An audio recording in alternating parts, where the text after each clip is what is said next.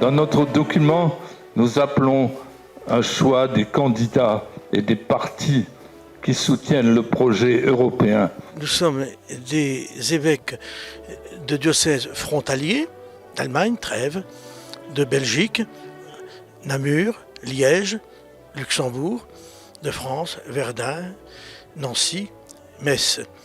Donc nous avons l'habitude de nous retrouver et d'échanger parce que nous comprenons, nous percevons, nous sentons au fond de nous-mêmes que les frontières ne sont pas des séparations. L'Europe, ce n'est pas d'abord des chiffres, des règlements, des négociations, mais d'abord un projet de rencontre fraternelle. Si, voilà, à l'occasion de ces élections européennes, chaque électeur pouvait avoir vraiment la conscience qu'il entre dans un projet d'espérance, dans un monde en pleine mutation, bien finalement, ça sera voilà, une chance pour l'Europe et pour le monde aussi. Ce souffle nouveau, forcément, ça veut dire le dialogue dans la diversité, ça veut dire l'accueil de l'autre, y compris de l'étranger et du migrant. Ça veut dire aussi, d'un point de vue chrétien, l'ouverture au don de l'Esprit Saint, qui est appelé souffle par Jésus, souffle saint, Esprit Saint, parce que nous avons besoin aussi d'un souffle spirituel. Et donc il est important que dans l'Europe de demain, cette dimension spirituelle qui a été constitutive de sa base au Moyen-Âge soit présente de manière nouvelle.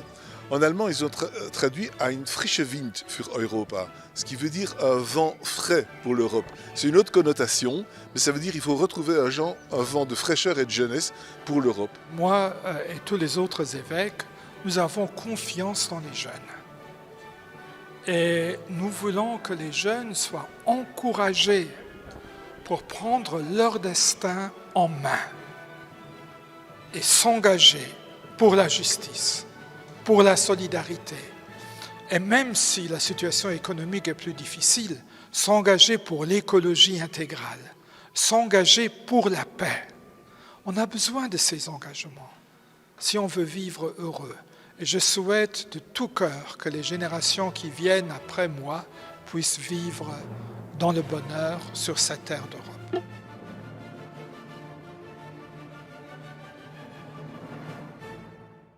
Recueillons-nous quelques moments en silence auprès du tombeau de Robert Schuman.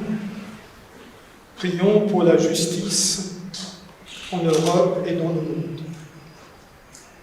Nous sommes assis chez elle, à quelques mètres de l'église où est enterré le vénérable Robert Schuman, un des fondateurs de l'Europe, et juste en face de la maison où il a habité, dans un lieu chargé d'histoire et aussi imprégné, on pourrait dire, d'une spiritualité, celle de Robert Schuman. Donc, signer une lettre qui dise « Retrouvons les fondamentaux de l'Europe, allons au plus profond de nos cœurs pour voir ce qui nous unit », eh bien, le lieu est tout à fait propice.